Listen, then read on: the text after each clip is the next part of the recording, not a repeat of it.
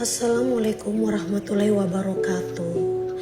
Saya sebagai selebgram TikTok, yaitu Tante Lala, akan klarifikasi dengan endorse yang nominalnya 1,5 juta.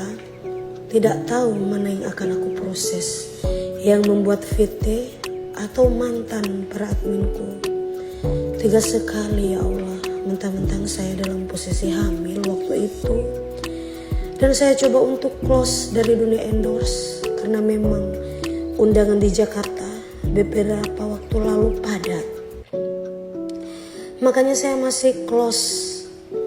Tapi tidak tahu kenapa orang yang saya percayakan banget tega sekali menghandle semua endorse atas nama, nomor, dan rekening milik saya.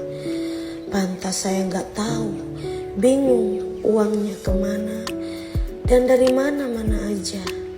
Makanya chat di IG, di komentar, TikTok, sampai Facebook banyak yang tegur saya. Tapi sayangnya aja yang gak respon karena memang saya bingung. Saya sudah tidak tahu lagi harus balas apa.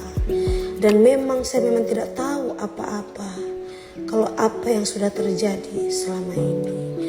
Karena banyak yang sudah kecewa dan tertipu katanya sama manajemennya Tante Lala punya cerita. Positive thinking aja.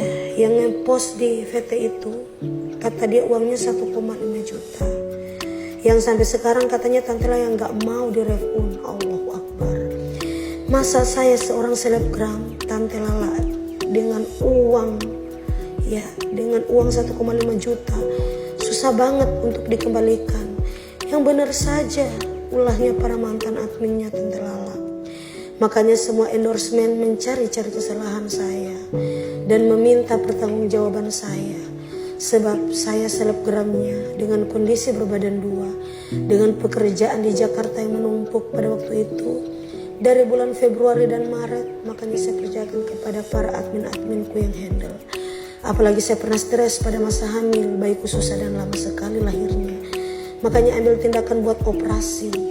Makanya saya gak ada waktu buat cek HP-nya admin 1, 2 maupun admin yang ketiga. Karena saya masih dalam kondisi kritis pada waktu itu. Dan harus benar-benar pulih sampai endorsement dari brand terbesar 100 juta. Menunggu sampai Tante Lala itu benar-benar pulih. Nah, saking endorse TikTok saya terkenal sampai ke Jakarta, alhamdulillah kan. Makanya banyak yang endorse saya sampai saya bingung sendiri. Banyaknya video-video yang beredar di TikTok kecewa dengan endorse-nya Tante Lala.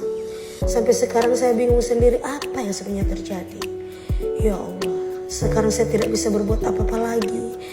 Nama endorse Tante Lala punya cerita kini sudah hancur.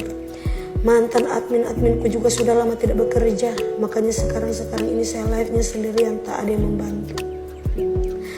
Karena para admin memang ada masalah perselisihan dan saya betul-betul tidak tahu apa yang sudah mereka balas terhadapku.